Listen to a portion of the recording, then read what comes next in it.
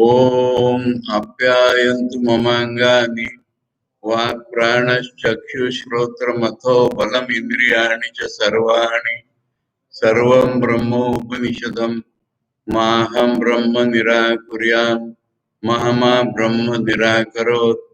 अनिराकरणमस्तु अनिराकरणं मे अस्तु तदात्मनि निरते उपनिषत्सु धर्मा ते मयि सन्तु। ओम शांति शांति शांति। केनोपनिषद के दूसरे खंड का 5वां मंत्र का हम लोगों ने पढ़ा था, इसी को पढ़ते हैं दोबारा। यह चेत अवेदित अथ सत्यमस्ति न चेत यह वेदित महति विनष्टि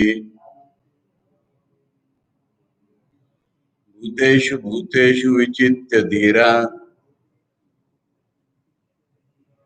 प्रेत्य अस्मात् लोकात् अमृता भवन्ति।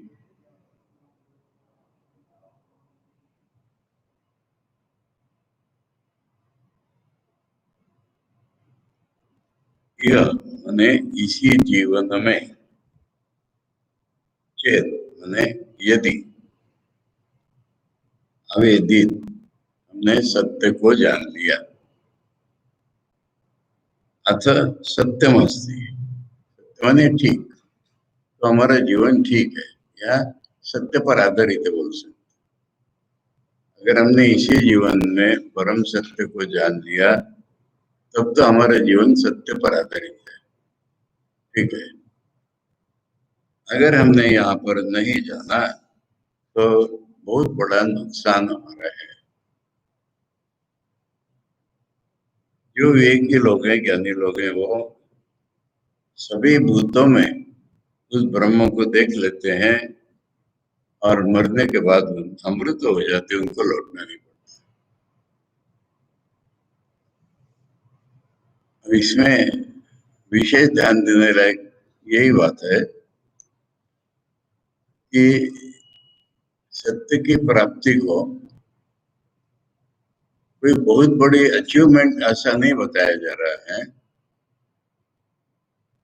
पर उसके बिना हम अपना बहुत नुकसान कर रहे हैं, इस तरह बताया जा रहा है।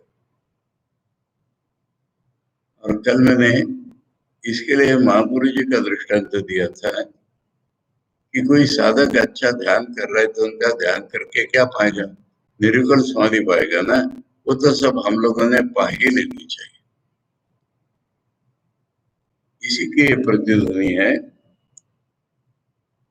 आचार्य कह रहे हैं, कष्टा खलु सुर नर तिर्यक प्रेत आदिषु संसार दुख बहुलेषु प्राणी निकायेषु जन्म जरा मरण रोगादि संप्राप्तिर अज्ञान।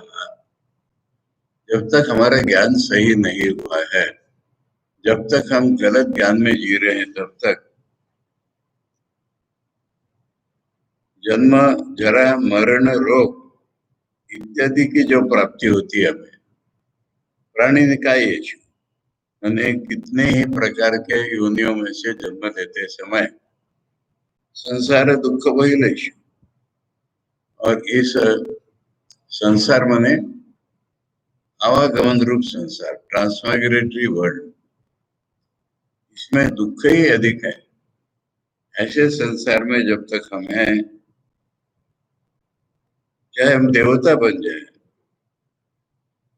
मनुष्य बन जाए और अन्य निम्न प्रकार के प्राणी बन जाए, या फिर शरीर न मिले तो प्रेत के रूप में, भूत के रूप में रहे,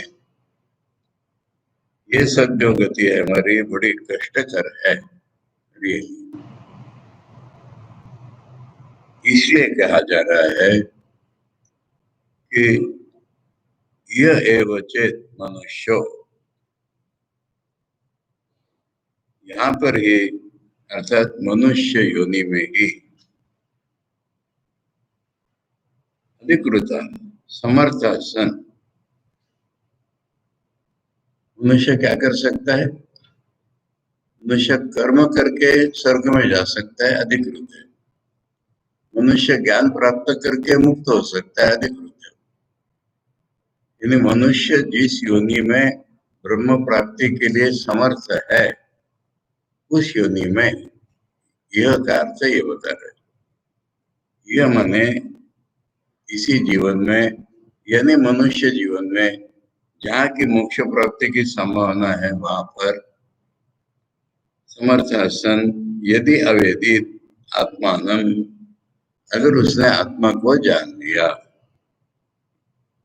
यथोक्तेन प्रकारेण, अब तक इस उपनिषद में जिस प्रकार से बताया कि प्रतिबोध विदितम जान लिया है कि नहीं उसने, अथ माने तदा अस्ति सत्यम, सत्यम का अर्थ आचार्य बता रहे हैं, मनुष्य जन्मनि अस्मिन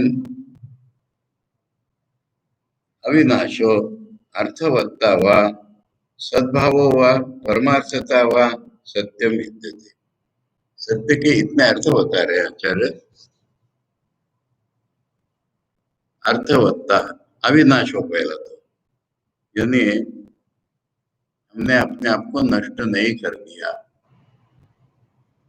अर्थवत्ता, हमारा लाइफ मीनिंगफुल हुआ, अर्थवान सार्थ हुआ, हमारा जीवन मीनिंगफुल हुआ, सार्थ हुआ, अर्थवान हुआ, वह सद्भाव, सद्भाव माने अच्छा है, अच्छा हुआ हमारा जीवन, परमार्थता हुआ, अल्टीमेट ट्रूथ हमने पा लिया, इसलिए वह सत्यम विद्यते, सत्य शब्द के इतने अर्थ होते हैं, अविनाश, अर्थवत्ता, सद्भाव, परमार्थता।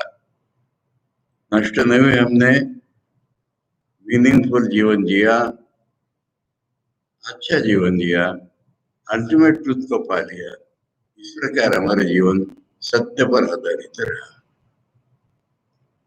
न चेत यह वेदित इति, न चेत यह जीवश्चेत, इसी जीवन में जीते जीते अधिकृता, और हम मनुष्य होने के नाते अधिकारी भी हैं, फिर भी अवेदित न विदितवान, अगर हमने आत्मा स्वरूप को नहीं जान लिया, तदा महती दीर्घा अनंता विनष्टि, बड़ा नाश है तो बड़े को आचार्य करे दीर्घा, लंबा, अनंता, इन्फिनिट, हमारा नाश है, विनाशन। और नाश क्या है? जन्म जरा मरणादि प्रबंध अविच्छेद लक्षणा संसार। ये जो जन्म जरा मरणादि प्रबंध एक सिस्टम में से हम गुजर रहे हैं, इसके साथ ब्रेकअप नहीं हुआ, यही चलता रहा, अविच्छेद लक्षण, यही तो सबसे बड़ा हानि है। कहीं हमको नरक वगैरह की बात नहीं कही जा रही, परंतु एक ट्रांसमाइग्रेटरी वर्ल्ड में रहना ही, यही संसार गति जो है, इसी को कहा है कि अनंत विनष्टि हो गई।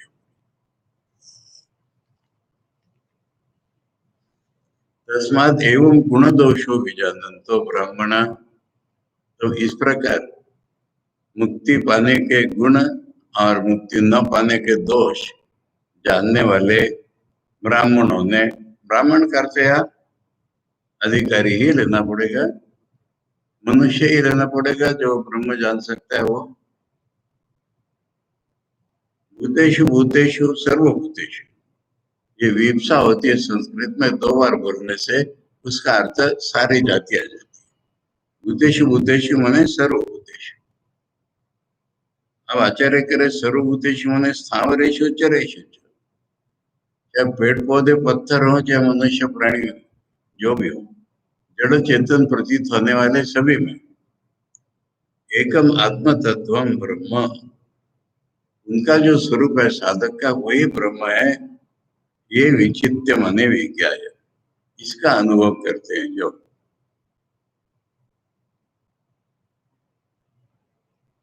इसमें पहले इसमें बोला था कि तुम अपने में जो जानते हो या देवताओं में जो जानते हो, इसलिए यहाँ पर उसका आत्मा आत्मा आत्मा अब तक चल रहा था, यहाँ पर उसका सर्वव्यापित्व बताया जा रहा है।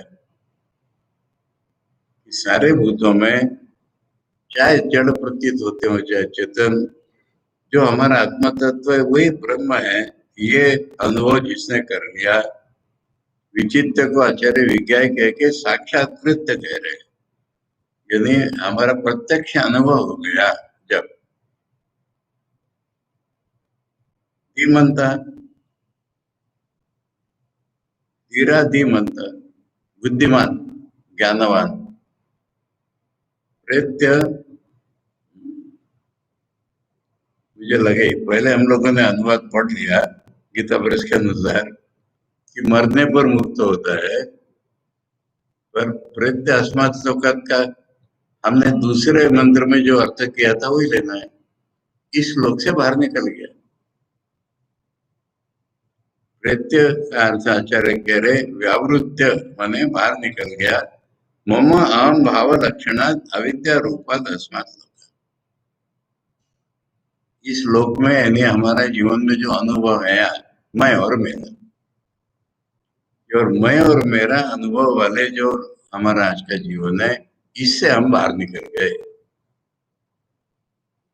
पूरा मैं माने हमारे लिए बंद हो गया, खत्म हो गया। अब मैं और मेरा नहीं रहा हमारे जीवन में। सर्वात्मिक भाव अद्वैतम बनना, जो अद्वैत भाव है, सर्वात्म भाव है कि मैं ही सब कुछ हूँ, तो मेरे से कोई अलग नहीं है, ऐसा मिल गया हमको। संतः अमृता भवन्ति, अमृता भवन्ति माने ब्रह्म एव भवन्ति इति अर्थ। ब्रह्म ही अमृत है, तो वो आदमी जो जानता है आत्मा कोई ब्रह्म रूप में, वो ब्रह्म ही हो गया। ये मुंडक उपनिषद में प्रत्यक्ष वचन है। सयो वही तत्परम ब्रह्म वेद ब्रह्म एव भवति। जो भी कोई उस परब्रह्म को जानता है अनुभव पूर्वक, वो ब्रह्म ही हो जाता है। इति श्रुते, इसी का आचार्य करे केनोपनिषदि अनुवाद है कि इसी लोक में जिसने सारे भूतों में अपने आत्मस्वरूप ब्रह्म को देख लिया, वो मैं और मेरा वाले जीवन से हट गया। मैं और मेरा वाला जीवन उसके लिए बंद हो गया, और मैं ही सब कुछ हूँ, ऐसा अद्वैत भाव उसमें आ गया, और वो ब्रह्म ही हो गया। इस प्रकार ये द्वितीय खंड समाप्त होता है। इसमें हमने पहले खंड में देखा था कि शिष्य गुरु के पास जाकर के पूछता है, अंतर नियामक को पूछता है, और गुरु कह देते हैं वो एकमेव सत्य है जो अंतर नियामक है वो। इससे शिष्य को प्रतीति हो जाती है कि मैं ही तो हूँ आम ब्रह्मास्मि। दूसरे खंड में आम ब्रह्मास्मि जो मैं छुपा हुआ मैं रहता है, उसको निकालने की पूरी इसमें बात हुई। और फाइनल सोल्यूशन बताया कि जब प्रत्येक हमारे बोध की वृत्ति में ब्रह्म ही हमको दिखे, सब्जेक्ट में और ऑब्जेक्ट में, तब हमारा ज्ञान सही हुआ है। और इसी के बारे में बात की, ये ज्ञान अगर इसी जीवन में हमको हो गया तो हमारा जीवन सत्य पर आधारित है, नहीं तो हमने अपने आप का बड़ा नुकसान कर लिया, क्योंकि हम इस जन्म मरण रूप परंपरा से नहीं छूटे। और कंक्लूजन में कह दिया कि सारी दुनिया में जितना स्थावर जंगम सब कुछ है, उसमें हमको आत्मा स्वरूप ब्रह्म ही दिख रहा है, तो फिर वो मुक्त हो गया। अब ये तो जो योग्य अधिकारी है प्रश्न पूछने वाला, उसके लिए ये पर्याप्त हो गया, बिल्कुल पर्याप्त हो गया। उसके लिए कुछ बताने की, कुछ कहने की जरूरत ही नहीं रही। परंतु सारे साधक इस लेवल के नहीं होते हैं। उस गुरु के पास और भी कितने ही साधक हैं, उनको समझाने के लिए गुरु एक कहानी का अवलंबन करते। कहानी माने गप्पों की कहानी नहीं है, घटना है। एक घटना का अवलंबन करके ये हमको बताएंगे, और उसको हमको पहले पढ़ लेना पड़ेगा। आचार्य का भाष्य पढ़ने के पहले हम जैसे एक मंत्र को पहले पढ़ते हैं, यहाँ पर ये जो कहानी शुरू हुई है, तीसरा खंड पूरा करके चौथे खंड तक चल रही है। उस कहानी को पहले हम लोग पढ़ते हैं। शुरू में जो इंट्रोडक्टरी भाष्य, इसको बाद में पढ़ेंगे। तो तीसरे खंड का पहला मंत्र पढ़ते हैं। ब्रह्म ह देवेभ्यो विजिज्ञे, तस्य ब्रह्मणो विजये देवा अमहीयंत। श्रुति का प्रेजेंटेशन ख्याल से सुनना। ब्रह्म ने देवताओं के लिए विजय प्राप्त की। इसका अर्थ क्या हो रहा है कि देवासुर संग्राम हुआ, और देवासुर संग्राम पृथ्वी पर चलता ही रहता है, दिन रात ही चलता रहता है। परंतु एक बार तो कोई संग्राम हुआ, उसमें देवता लोग जीते नहीं कह रहे, याद रखो। ब्रह्म ने देवताओं की ओर से विजय प्राप्त की। उदाहरण अगर देखना है तो महाभारत का युद्ध लो। ये जो कौरव पक्ष पूरा पूरा आसुरी पक्ष है, और 5 पांडव ये देव पक्ष है। पांडव जीते नहीं, भगवान श्री कृष्ण जीते। उधर अगर देखो तो ऐसे एक्सटेंड करना पड़ेगा, पर दुर्योधन तो हारा ही।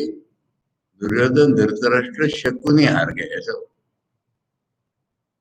पूरा महाभारत शकुनी वर्सेस कृष्ण ये युद्ध है। उसमें दुर्योधन पूरा पूरा सहभागी है। और यहाँ भगवान ने 5 पांडव जो धर्म के प्रतीक हैं, उनकी सहायता लेकर के कौरवों को हराए। हाथ में शस्त्र नहीं लिया है, इन 5 पांडवों को युद्ध करवाया है। और जीते कौन है इसमें? भगवान ही जीते। तो ऐसा ही चलता है। जब भी देवासुर संग्राम होता है तो देवताओं की ओर से भगवान ही लड़ते हैं। क्यों? देवताओं में असुरों में क्या फर्क है?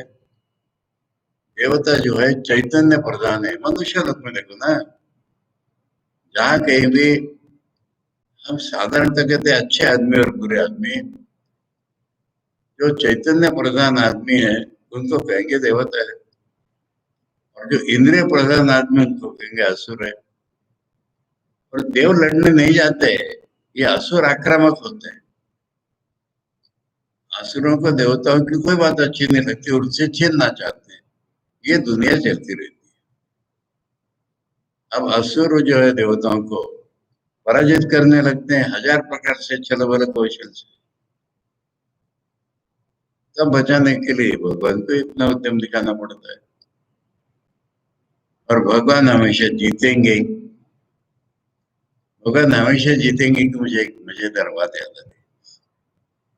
जिन दिनों में क्रिकेट में पहले पहले बिल्कुल ये मैच फिक्सिंग का निकला, 1999-2000 में, तब टाइम्स ऑफ इंडिया में एक सुंदर आर्टिकल आया था।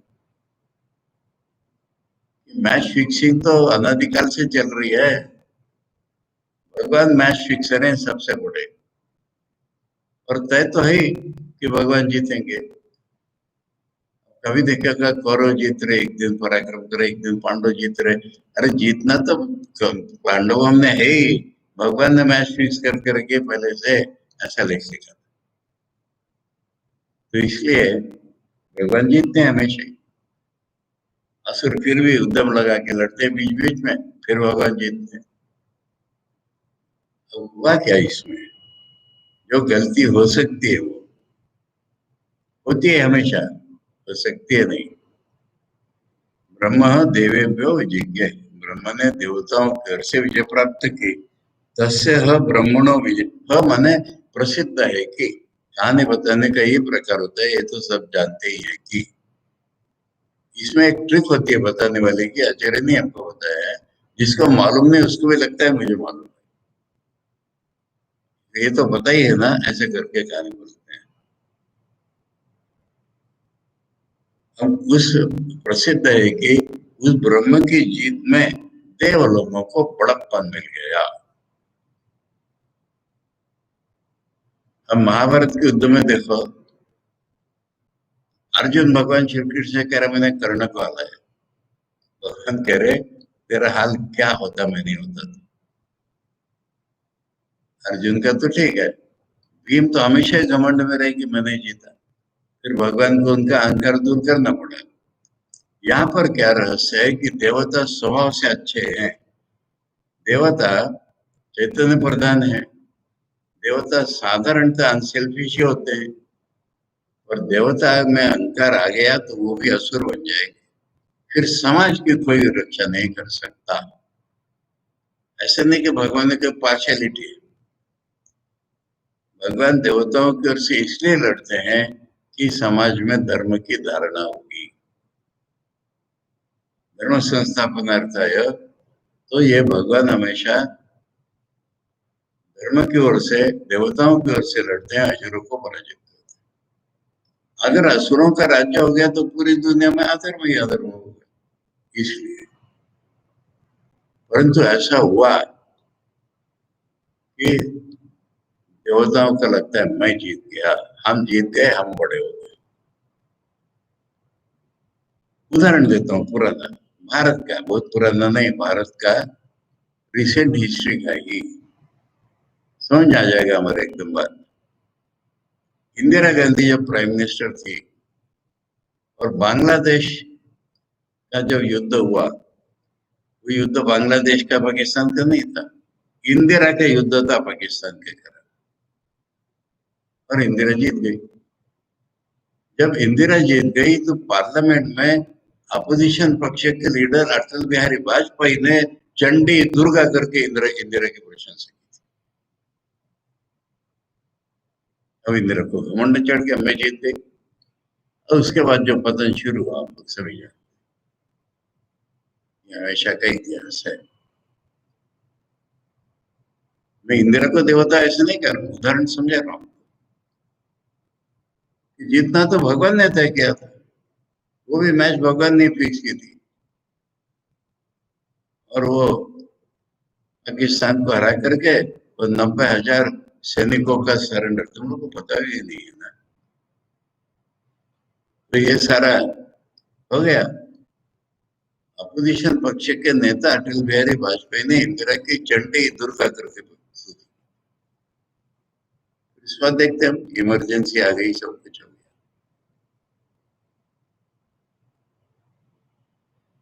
ऐसा न हो, अगले मंत्र में जा रहे हैं हम। यहाँ तो इतना ही बताया है कि ब्रह्म की विजय में देवता लोगों को अपना बड़प्पन महसूस हुआ। ते ऐक्षंत अस्मात् ते ऐक्षंत अस्माकम एव अयम विजयो अस्माकम एव अयम महिमा इति। हमारी ही ये विजय है, हम ही लोगों का बड़प्पन है। तद येषां विजज्ञ, वह जो है, वो कौन? ब्रह्म, भगवान। उनको उनका पता चल गया, अंतर्यामी है वो, उनका तो पता चल ही गया। तेभ्यो प्रादुर्बभूव, वो कहीं एक सभा में बैठे हैं, कल्पना करो, हाँ? और आपस में एक दूसरे की स्तुति कर रहे हैं। उनके सामने थोड़ी अंतर पर वो प्रकट हो गया, किसी विशेष रूप में प्रकट हो गया। तन न वे जाना था, वो लोग उसको जान ही नहीं सके देख करके। किमिदम यक्षमिति, यक्ष शब्द किसका है? एक विशिष्ट जाति को हम लोग यक्ष समझते, कुबेर वगैरह को। अननोन क्वांटिटी, ये यक्ष का अर्थ। कैसे समझना है? अलजेब्रा पढ़ा है अंग्रेजी में? अननोन क्वांटिटी को क्या कहते हैं? एक्स, और दूसरे है तो वाई। भारतीय बीजगणित के हैं, और भारतीय बीजगणित में पहले ये होता है, फिर क्ष होता है। ये यक्ष है। यक्ष माने अननोन क्वांटिटीज। ऐसे रूप में आगे के जो देवता ने पहले कभी देखा ही नहीं, कल्पना भी नहीं की थी।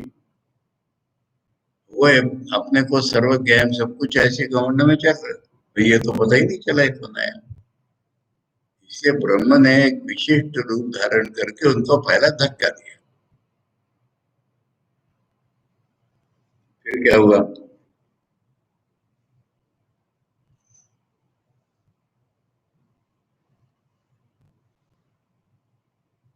अभी देखो ये जो ब्रह्म का प्रकार है ना, इसमें देवासुर संग्राम की ही जरूरत नहीं होती, पर होता है।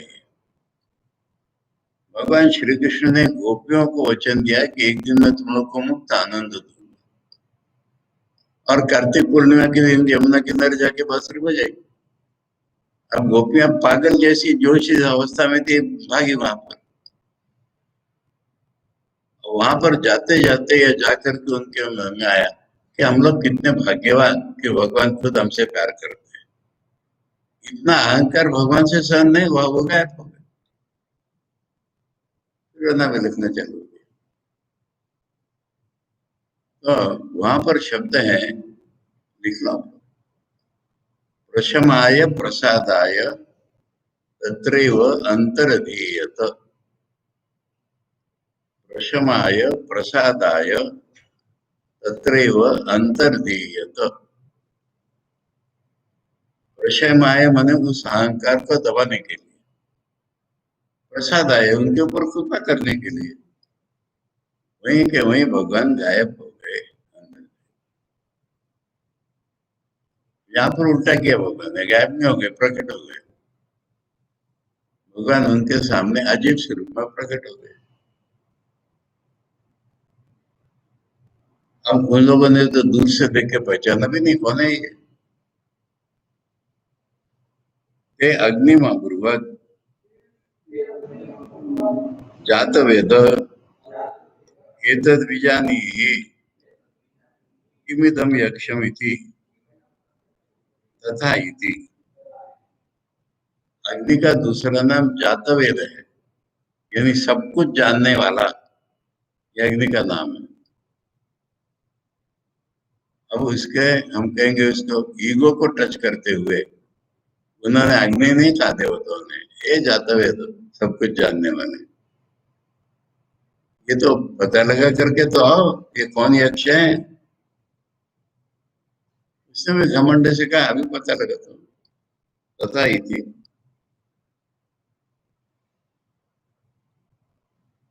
तद अभ्य द्रवत तम अभ्य वदत वो असीदिति अग्निर्वा अहम अस्मि इति अब्रवीत जातवेदा वा अहम अस्मि इति। अभ्य द्रवत माने दौड़ के या जल्दी से उसके पास गया अपने घमंड में, झट से वहां पहुंच गया। ये कहानी में बीच में गैप्स होंगे तो उसको पूरा करने पड़ेंगे। वहां जाके वो स्टंड हो गया, जान नहीं सका, कुछ नहीं सका, बुद्धि बुद्धि गूंगा हुई इसकी, बोल ही नहीं पाया। वो यक्ष उससे बात कर रहा है कि तुम हो कौन। अब एक प्रकार से तो इंसल्ट है, अग्नि देवता है, और वो यक्ष पूछ रहा है कि तुम हो कौन। वो अपनी बड़ाई करेगा, या तो मुझसे अग्नि कहो या मेरे से जातवेदा कहो, या तो मैं अग्नि कहलाता हूँ या जातवेदा कहलाता हूँ। वो ब्रह्म से इग्नोर कर रहा है उसकी पढ़ाई। अरे तुम करते क्या हो ये तो बताओ। अग्नि तो जलता ही है ना। पर ब्रह्म उससे पूछ रहे हैं अगले मंत्र में, तो ये जातवेदा हूं। तस्मिन् स्वयं किम वीर्यम इति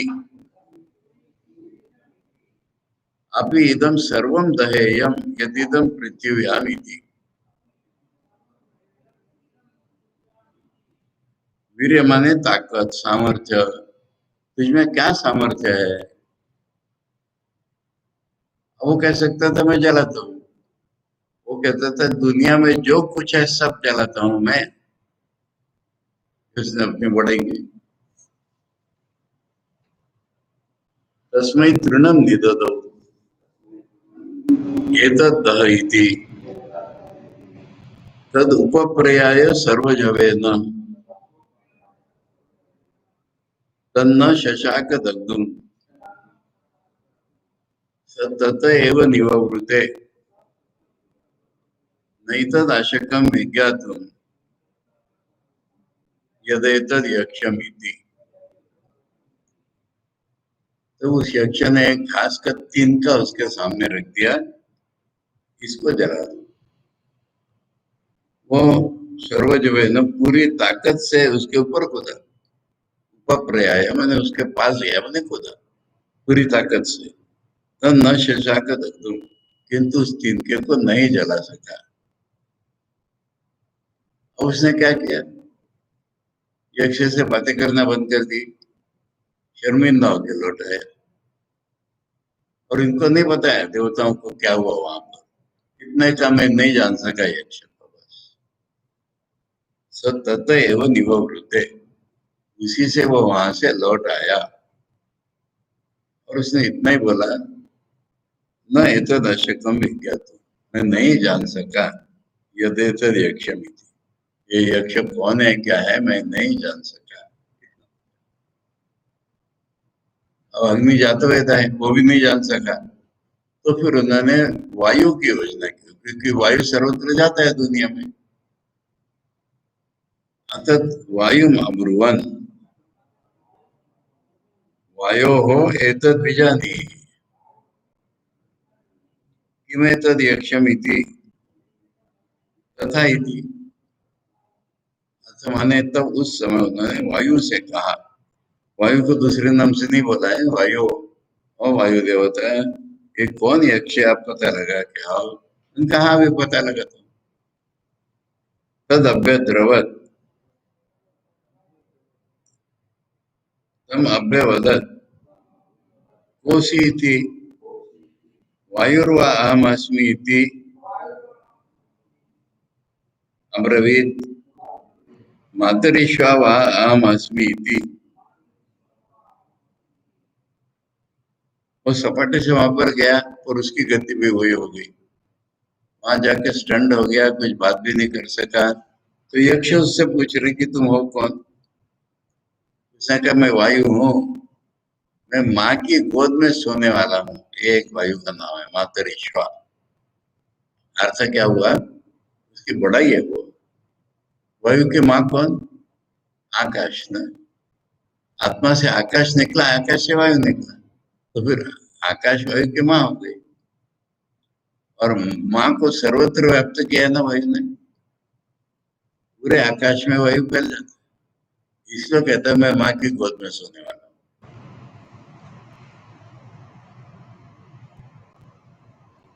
तस्मिन् स्वयं किम वीर्यमिति अपि इदं सर्वम् आददीय यदिदं पृथिव्याम इति। तो यक्ष ने उससे पूछा कि तुम्हारे में जोर क्या है, सामर्थ्य क्या है। उसने कहा कि जो भी कुछ दुनिया में है सब उड़ा सकता हूँ, सब उड़ा दूंगा। तस्मै तृणं निददौ एतद् आददत् स्व इति तद् उपप्रेयाय सर्वजवेन तन्न शशाक आदातुं स तत एव निववृते नैतदाशकं विज्ञातुं यदेतद् यक्षमिति। उसको भी ब्रह्म ने वही तिनका सामने रख दिया, इसको उड़ा दो। वो पूरी ताकत से उस पर कूदा, किंतु उड़ा नहीं सका। वो भी शर्मिंदा होकर के कुछ बात नहीं करके वहां से लौट आया। और उसने भी कहा कि मैं यक्ष को नहीं जान सका कौन है। अत इंद्र ब्रुवन् मघवन् एतद् विजानीहि किमेतद् यक्षमिति तथा इति तद् अभ्यद्रवत् तस्मात् तिरोदधे। अब किस किस को ट्राई करेंगे, अग्नि और वायु बड़े सामर्थ्य देवता हैं। तो फिर देवताओं के राजा जो इंद्र हैं, उन्हीं से सब देवताओं ने कहा तो आप ही पता लगा। पता लगाए बिना हो भी नहीं रहा है, धक्का लगाए ना, कौन है पता नहीं। वो भी सपाटे से वहां पर गया। वहां पर नतीजा अलग हुआ। इंद्र जब पहुंचा तो वो गायब हो गया। गायब होना आता है भगवान को, बड़ा के सामने से गायब हो गए थे। अभी इंद्र पहुंचे तो वो गायब हो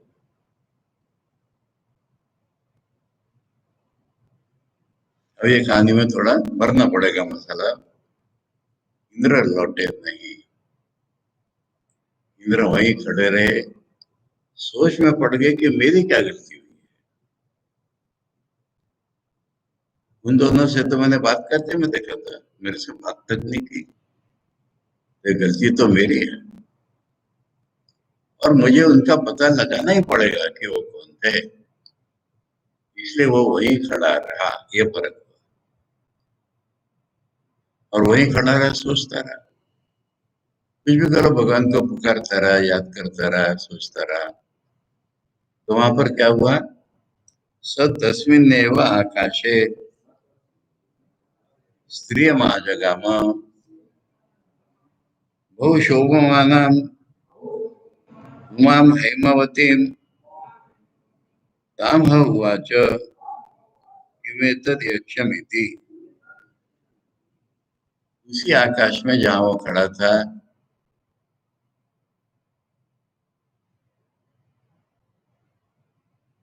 स्त्रियम आजगाम, मैंने उसने एक अत्यंत सुंदर सी स्त्री को देखा, और उमा नाम है उसका, और सुनहरे या तो उसके गहने हैं, या हेमवती का अर्थ होगा हिमालय की कन्या उमा। हिमालय की कन्या उमा, पार्वती, या उमा नाम की कोई स्त्री जो अत्यंत सुंदर गहने पहनी हुई है वो।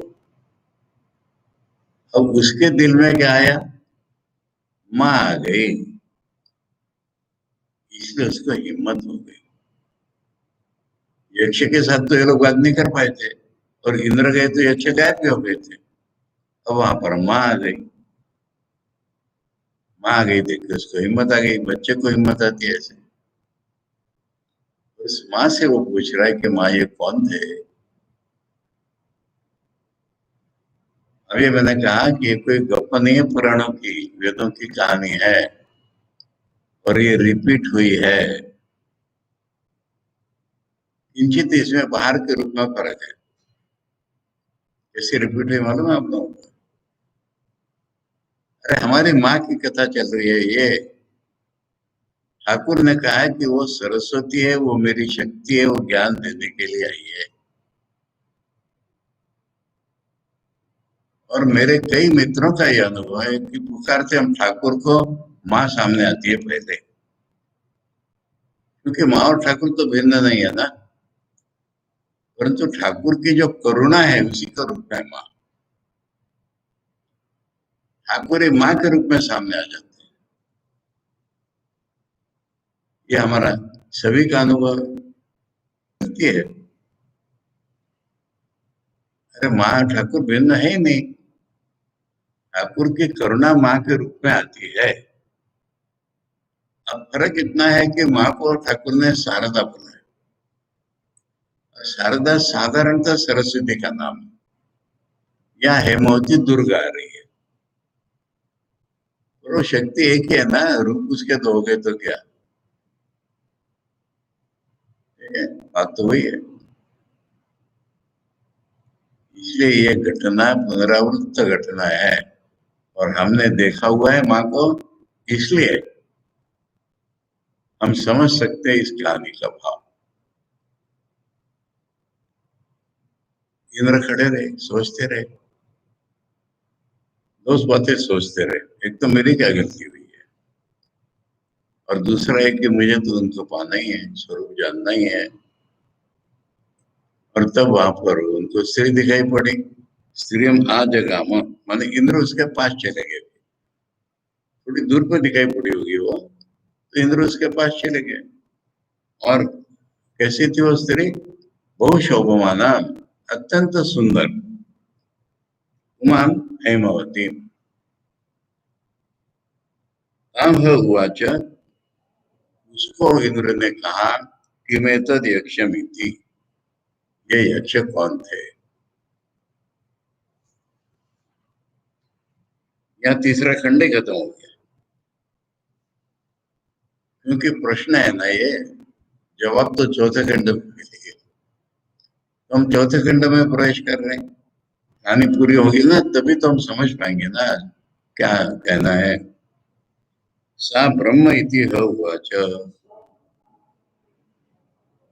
तब उस उमा युवती ने कहा, अरे वही तो ब्रह्म थे।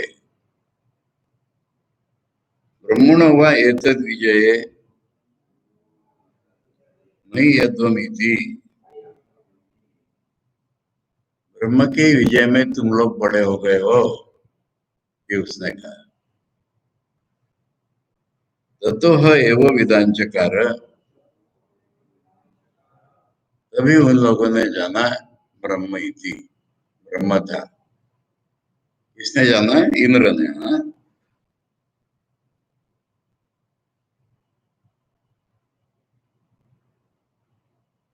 ये द्वंद बोला है मैंने, तुम लोग बताते में उससे अलग, तुम लोग बड़े हो गए उन्हीं के विजय में, ये जाना इंद्र ने।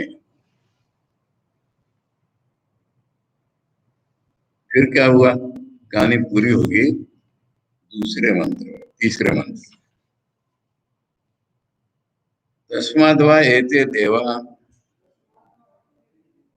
अतितराम इव अन्यान् देवान् यद अग्निर्वायुरिन्द्रः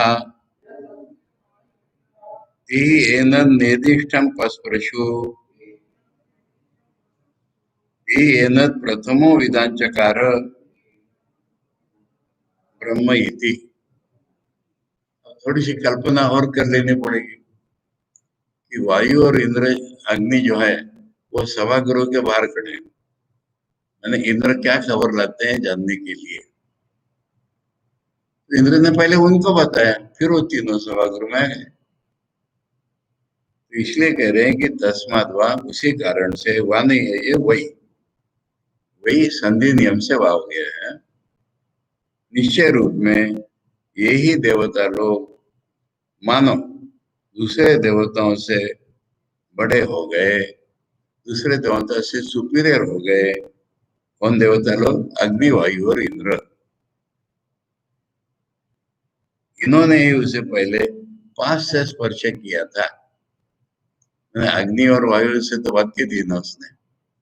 इंद्र तो पहुंचे थे वहां पर, इसलिए कहा कि इन्हीं तीनों ने उसको पास से स्पर्श किया था, और यही पहले जान सके कि वो ब्रह्म है, इसलिए दूसरे देवताओं से अधिक बड़े हो। तस्माद् वा इंद्रो, अगला मंत्र, अतितरम इव अन्यान् देवान् स येन निर्दिष्टं पस्पर्श स येन प्रथमो विदांचकार ब्रह्म इति। उन तीनों में भी इंद्र ने ही पहले जाना, वो इनसे भी सुपीरियर हो गया, वही उसने सबसे पास में स्पर्श किया था, और उसी ने पहले जाना था कि ये ब्रह्म है। यहाँ पर कहानी समाप्त होती है। अब पहले इससे हम लोग सोच रहे क्या मिलता है हमको, कि जिसके बारे में निर्गुण ब्रह्म अभी तक बताया, मैं भी नहीं रहेगा, ये नहीं रहेगा, वो नहीं रहेगा, वही दुनिया चलाता है, ये पहली बात पता चली। दुनिया उसके हाथों का खेल है, ये भी समझ लो। उसका से अपने बेटों में कोई झगड़ा है तो उसको कुछ फिक्र नहीं है, परंतु वो पक्ष देवताओं के लिए।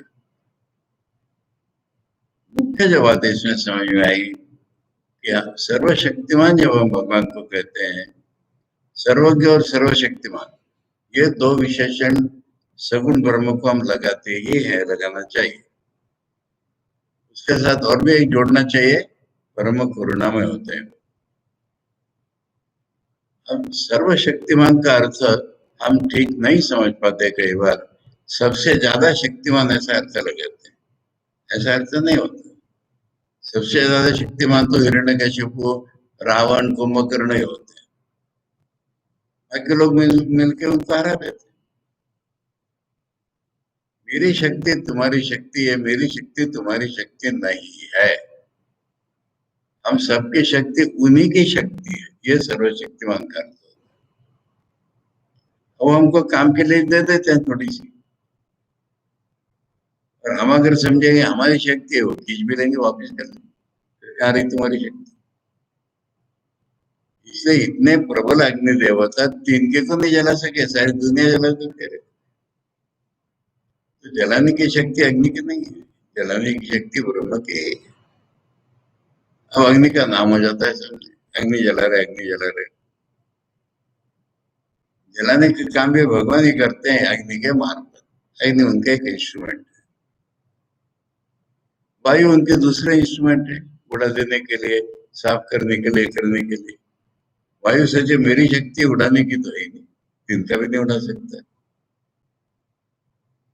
और इंद्र में हम दो बातें पाएंगे, राजा होने का इसका घमंड भी ज्यादा है, और राजा होने में इसमें अंतर निरीक्षण की शक्ति भी है, हार मान के लौटना भी नहीं है इसमें। इससे वही खड़ा रहा भक्ति की, इसके सामने मां प्रकट हो जाती। ये पूरी कहानी का तात्पर्य है।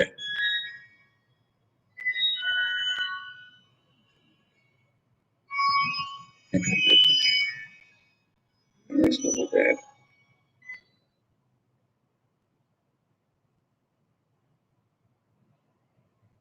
ये हाल है।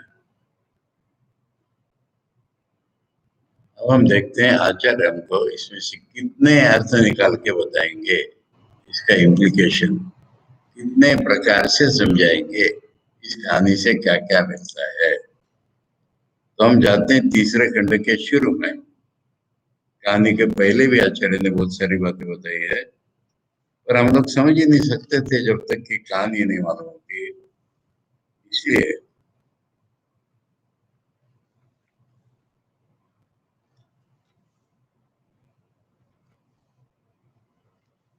खंड 3 की शुरुआत निकालो। हाँ,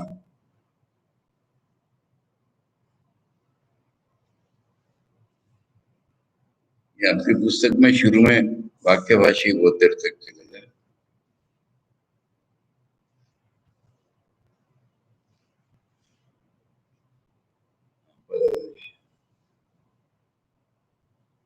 अविज्ञातम विजानताम, विज्ञातम अविजानताम इत्यादि श्रवणात् यद अस्ति तद विज्ञातम प्रमाणे, यद नास्ति तद अविज्ञातम शशविषाण कल्पम अत्यंतम एवं असदृष्टम। हमने सुना कि जो नहीं जानता वो जानता है, जो जानता है वो नहीं जानता है।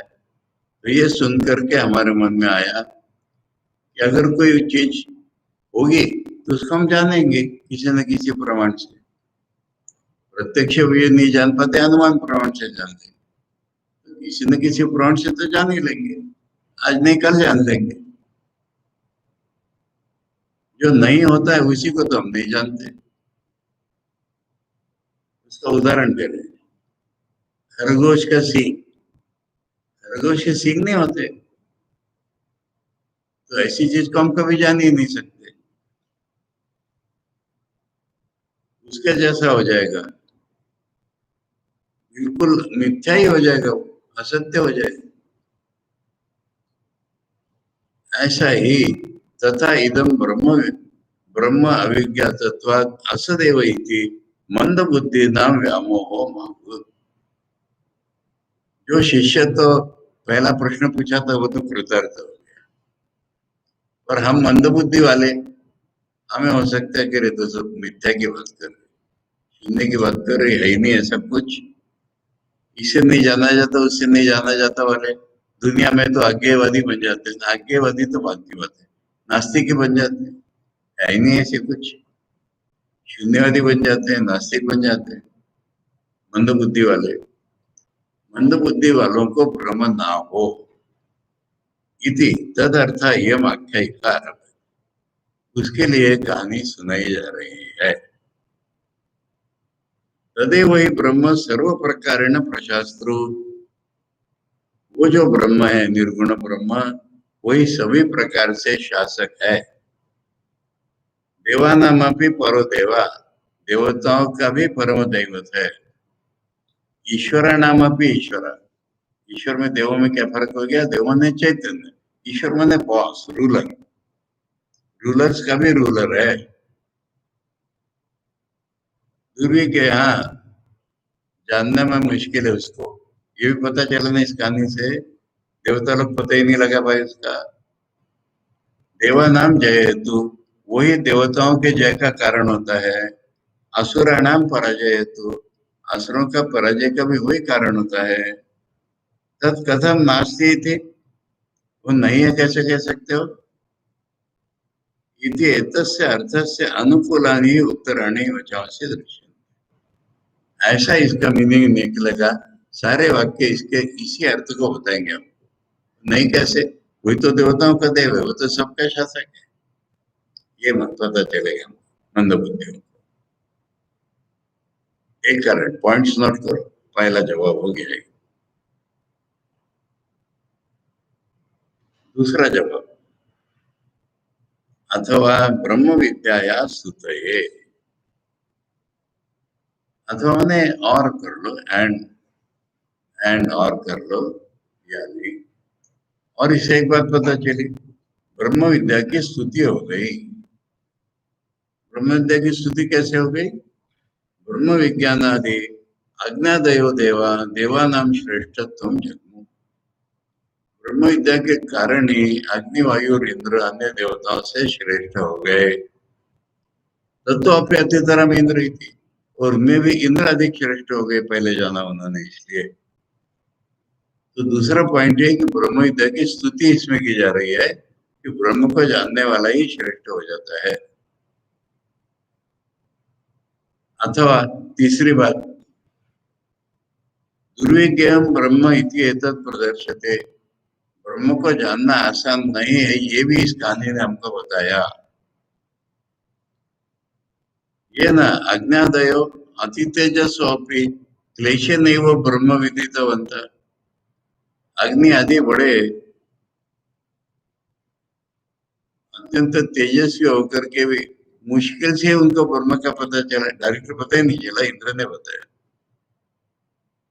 तथा इंद्रो देवानाम ईश्वरों की सनी थी, और इंद्र देवताओं का राजा होते हुए भी बड़ी मुश्किल से उसको समझ पाया।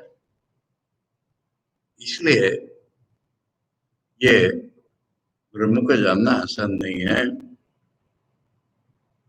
इसमें एक चीज और यहाँ नहीं लिखी, बाद में आचार्य बताएंगे कि स्वतंत्रता से कोई भी नहीं जान पाया, गुरु के बिना कोई नहीं जानता। माँ जब उनको गुरु बन के आई तभी तो जाना। मुश्किल है, मैंने ऐसा मुश्किल। एक अर्थ और बता रहे, वक्ष्यमाण उपनिषद विधि परम व सर्वं ब्रह्म विद्या व्यतिरेकेण प्राणिनाम कर्तृत्व भोक्तृ, दो अर्थ बता रहे यहाँ पर। वक्ष्यमाण उपनिषद विधि परम व, अभी और कुछ बातें बतानी रह गई है। विधि परम, कर्म के बारे में क्या करना पड़ेगा तो चित्त शुद्ध होगा, इसलिए ऐसा उपनिषद बताने का रहा है। उसका बैकग्राउंड हिसाब से भी एक कहानी है। बैकग्राउंड इस कहानी में, ये कहानी बता करके उपासना सिखाएंगे हमको, ये सिखाएंगे। ऐसी कुछ कुछ चीजें बतानी बाकी है, उसको बताने के बाकी। मैंने ज्ञानी का तो ज्ञान हो गया, सबका नहीं होता है ज्ञान, तो उनके हेल्प के लिए और भी कुछ चीजें बतानी है, उसके आधारभूत ये कहानी है। नंबर कितना हो गया? और लास्ट, सर्वं ब्रह्म विद्या व्यतिरेकेण प्राणिनाम,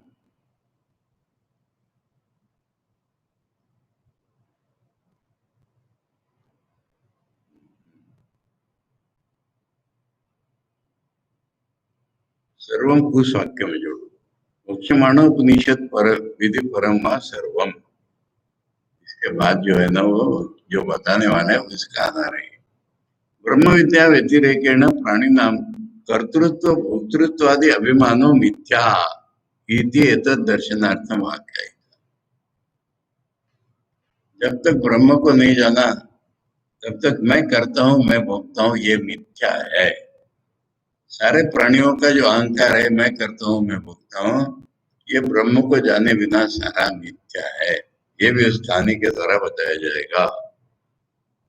यथा देवानाम जयादि अभिमान, जैसे देवताओं को जीत का अभिमान हो गया, ऐसा हमारा सब कुछ अभिमान मिथ्या है। ये भी कहानी के द्वारा बताया। इतना आश्चर्य इस कहानी को इंट्रोड्यूस करते में कहानी से क्या क्या सीखना है वो सब बता देंगे। अब इसके बाद कहानी का मंत्रों का भाष्य चलेगा, कल देखेंगे। ओम आप्यायन्तु ममांगानि वाक् प्राणश्चक्षुश्रोत्रमथो बलमिन्द्रियाणि च सर्वाणि सर्वं ब्रह्म उपनिषदं माहं ब्रह्म निराकुर्याम् मा ब्रह्म निराकरोत् अनिराकरणमस्तु अनिराकरणं मे अस्तु तदात्मनि निरतेय उपनिषत्सु धर्मा ते मयि सन्तु ओम शांति शांति शांति। हरि ओम तत्सत। श्री रामकृष्ण अर्पणमस्तु।